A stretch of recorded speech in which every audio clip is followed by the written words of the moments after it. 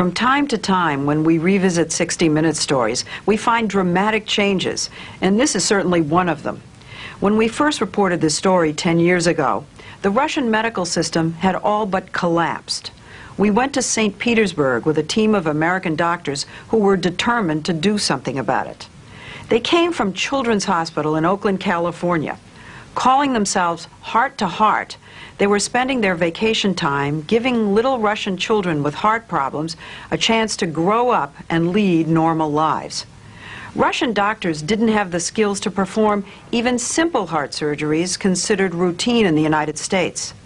We first met the American Heart to Heart team in 1992 in St. Petersburg at the cardiac unit at Children's Hospital No. 1.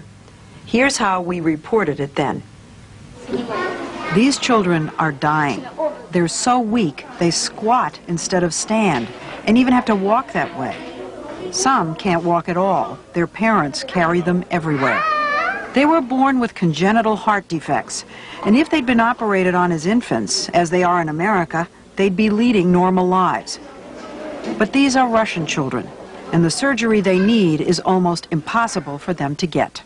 I would say that overall, the majority of them will die, because there's very few cardiac centers. Dr. Christian Hardy is the chief cardiologist for the Heart to Heart team. He told us that when he first came here to this hospital in St. Petersburg, it was like stepping back in time. Russian medicine was about 40 years behind ours.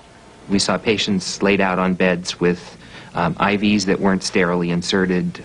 We saw lack of supplies, reused supplies over and over and over, and we saw children who, with very simple problems, were inoperable and dying.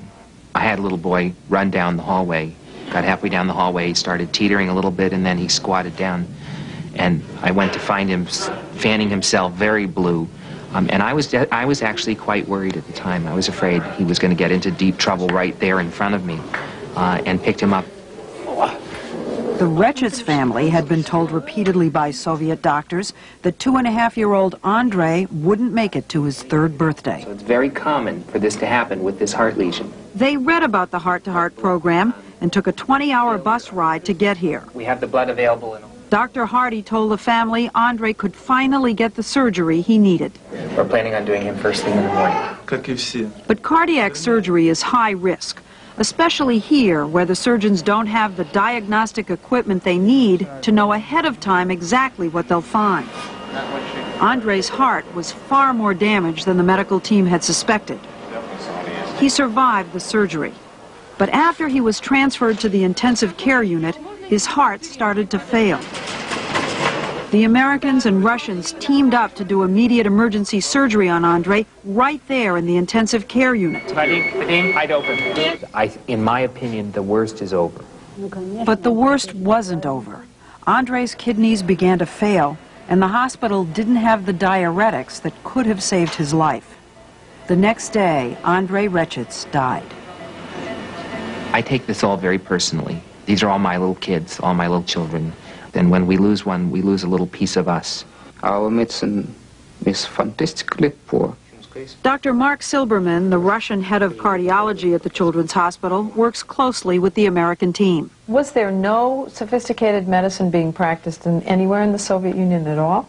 It was for communists, for high-level military men. But just for the top party brass? Yes. For the creme of the Communist Party? Yes. Sour cream, yes. Sour cream. The Americans have donated millions of dollars worth of high-tech equipment to the pediatric intensive care unit. Dr. Hardy took us to see what most Russian intensive care units look like. And this is what the whole place looked like. This is what all the intensive care units look like. There are 2 babies in here now, and as you can see, there's no monitors on the wall. The Russians reuse syringes, even the disposable plastic ones brought over by the Americans. There's also a shortage of nurses, so family members stay with their children and cook for them, and even clean the floors. More serious is a shortage of blood. When we were there, a patient needed an emergency transfusion. A Russian doctor rolled up her sleeve and donated blood on the spot. But there was no way to help this little girl. She needed an antibiotic, but there was none available in the entire city of St. Petersburg. The heart-to-heart team can only operate on a dozen or so children during each 2-week visit. The doctors tell us the hardest part of their job is choosing which kids get a chance to live and which don't. You know that it wouldn't be the same in the United States. You know it would never happen that way. It's hard. You want to put all of them in your suitcases and bring them home. Yet that's not a reality either. That's not what's going to help the system over here. That was 10 years ago. Were they successful? Did they help the system?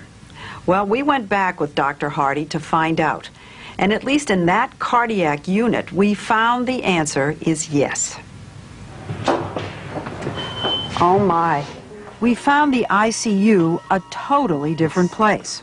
Look, it's not even close to the same room. Now, when I was here, I don't even think you were seeing kids that young. No, we were doing older children. Yeah, and look, they're all infants. Before Heart to Heart came here more than a decade ago, babies with congenital heart defects were simply sent home to die. I remember a little girl who died in this bed. Today, the Russian doctors here do 300 surgeries a year with a success rate equal to that of hospitals in the United States. We needed to teach them the basic building blocks so that they could gradually become self-sufficient and do things on their own. And that's really what they've been able to achieve. Dr. Vadim Lubomudrov was their star pupil. He was chief surgeon and head of the children's cardiac unit back then. He has the same title today. There were no monitors. If there was a monitor, it wasn't working, was what I remember. I try not to remember because for me, it's like a nightmare. All these years we've been improving everything, and now we live in these conditions, and I cannot imagine how it happened at that time. This is the famous cabinet that was empty last time. We still need to save many things, but we don't have such terrible shortages anymore.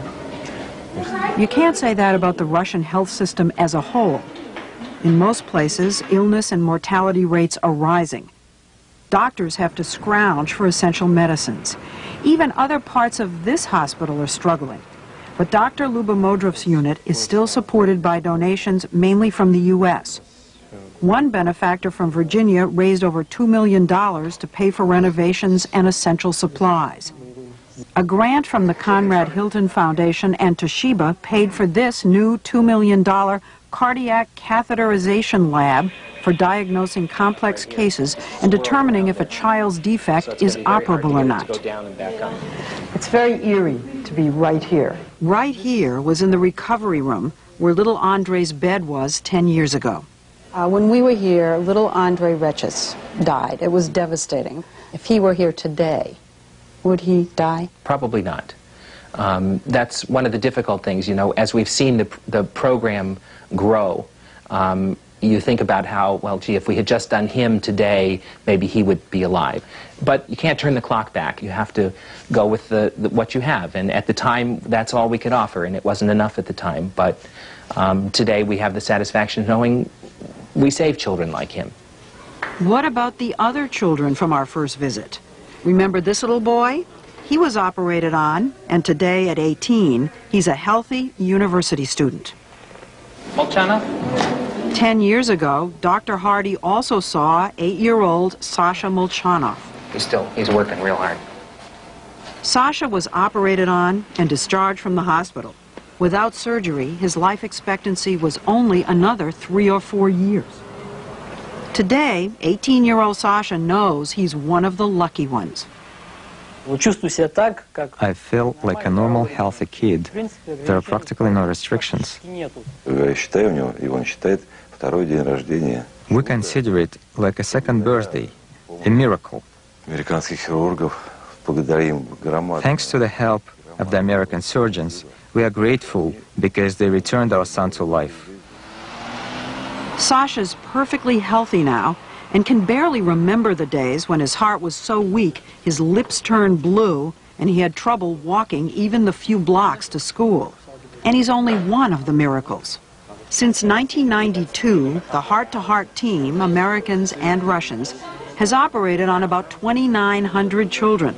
The American doctors the heart-to-heart doctors, hoped that what would happen was that they would train doctors like you, and then you would train other Russian doctors. Is that what's happening? Yes, it's happening all the time. I spend part of my time teaching, almost all my time teaching. And we did the same trips as Americans did for us.